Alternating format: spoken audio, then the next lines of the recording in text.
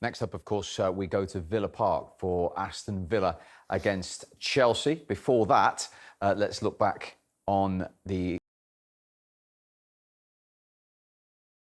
Show him on his left side. He comes in, keeps bending it. I think he does well there. You see Lacazette, he just gets his body in front, it gets he just runs into the back. It's a clumsy challenge, and Lacazette makes it 4-0. And Smith Rowe's got this wonderful habit, Glenn, at the moment, coming off the bench and scoring 8 Premier League goals this season. He is, and he's on fire when it comes to goal scoring. But this one, he just holds his run. It's like we thought it might have been offside, actually. But VAR looked at it. It was very close, but the lines are overlapped, we're hearing, which is why it's onside. So last year, that would probably have been chalked off. Correct. Yeah. But it's nice to see. Yeah, it's good. I think goals like that should be kept, as goals. We don't want to see that for fractions. But no, he's doing really well, the kid. He's a very, very good prospect. 5-star show then for Arsenal and their head coach, Mikel Arteta. Mikel, another emphatic away performance from Arsenal. How satisfactory was that? Very much, because in this festive period you have to keep the focus and the performance level really high against a team that here against top teams they done really well, even if they didn't win. And I think today we had great performance and scored some great goals and a big away win. 9 goals in 2 away games now. Is that a sign of the newfound confidence in Arsenal, particularly in the attacking third? It is, but it's a way that all the phases are much better done, so we arrive in much better conditions to the final third. We are able to counter-press in those positions, and then you need the effectiveness and the confidence, as you mentioned, to have to make the right action and put the ball in the net. Mikel, another emphatic away performance from Arsenal. How satisfactory was that? Very much, because in this festive period you have to keep the focus and the performance level really high against a team that here against top teams they done really well, even if they didn't win. And I think today we had great performance and scored some great goals and a big away win. 9 goals in 2 away games now. Is that a sign of the newfound confidence in Arsenal, particularly in the attacking third? It is, but it's a way that all the phases are much better done, so we arrive in much better conditions to the final third. We are able to counter-press in those positions, and then you need the effectiveness and the confidence, as you mentioned, to have to make the right action and put the ball in the net. Bukayo Saka is enjoying his best scoring season at the club. We're still only at the halfway point. Is there more to come from him in terms of offensively and goals? Yes, to play in those positions for a big club like us, you need to be producing goals, assists every single game, and this is what we demand to him, and he has the capacity to do it, and he's doing it better and better. Emile Smith Rowe gets one off the bench along with Bukayo. How important are these academy products that you're bringing through? Everybody is important. The senior players, I think they are performing and giving a lot of stability and direction to the young players, and it's the right mix. I have to ask you, obviously no Pierre-Patrick Aubameyang in the squad again today. With the goals that you're now scoring, does he still have a future with Arsenal Football Club? He wasn't selected for today's match.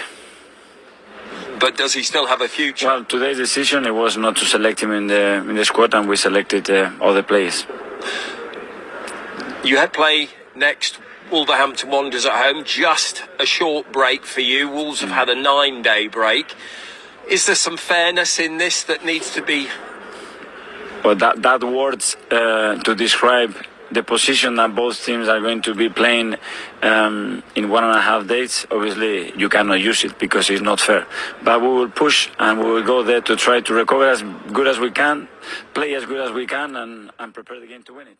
Arsenal's biggest Premier League away win for 12 years. Are there many reasons for Arsenal fans to be positive at the moment? There are at the moment, yeah. It's been a long time coming. Of course, everybody remembers the days of Arsene Wenger and all the great players that they had, but that's long gone. That's a distant memory nowadays for Arsenal fans. But I think there's a couple of little signs of revival. A few young players, as Glenn mentioned.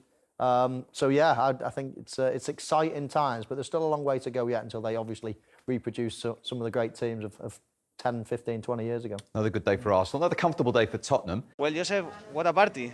Yeah, it was a great victory for the players, the fans and everyone. What do you think about your performance? I think it was good, and each game it keeps getting better. We need this match, no, with 3 goals. Yeah, it was really great because we fought hard for this victory, and everyone deserved to be happy. Bueno, es el mejor partido de la temporada en lo que va de Liga, ¿no? No sé si el mejor, pero sí el que hemos sabido jugar con el marcador a nuestro favor, que nos estaba costando mucho, y sobre todo felices por ganar en casa, porque nos estaba costando muchísimo. Desde que hay público en el estadio solo habíamos ganado un partido de no sé cuántos, o sea que hoy el partido creo que era fundamental porque nos ponemos también a 3 puntos del Español, que es un rival directo, para alejarnos de ahí abajo, para irnos tranquilos de vacaciones y pensar en lo que viene. Con el partido contra el Valencia también nos ponemos por delante, pero el Chacho se quejaba, ¿no? Un poco que nos había faltado controlar el partido, hoy es lo que tú dices, ¿no? Se ha conseguido. Bueno, sobre todo hoy no hemos tenido errores individuales que nos pagaron contra el Valencia. Creo que es un partido para sacar conclusiones positivas. Hemos vuelto a ganar en casa, tenemos que hacernos fuertes aquí de lo que queda de temporada, porque fuera de casa sí el equipo está respondiendo bien y tenemos que seguir esta línea. Cuéntame el gol, ¿no? Porque ha sido una jugada rápida, pero cuando te ha llegado ha sido como mucha pausa, las pican. ¿Cómo ha sido? Bueno, recibo de Hugo, controlo y normalmente Diego López suele salir a tapar. Veo muchos partidos y Diego López en los 1 para 1 suele salir a tapar, entonces yo controlo y él no ve lo que voy a hacer, entonces intento picársela un poquito y cruzársela con tranquilidad. ¿Cómo ya tocaba? Tocaba, pero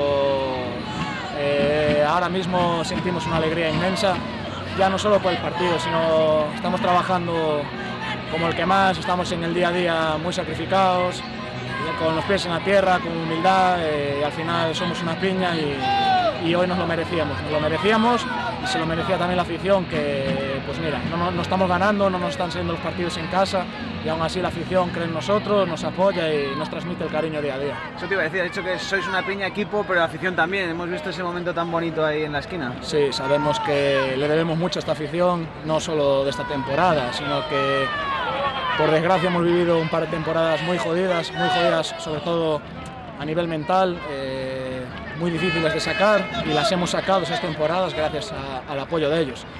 En otra situación, en otro equipo, la afición lo dejaría de lado, y aquí cuanto peor iban las cosas, más estaban con uno y con el equipo. Y eso es de agradecer y se lo agradeceremos hoy, mañana y en un futuro.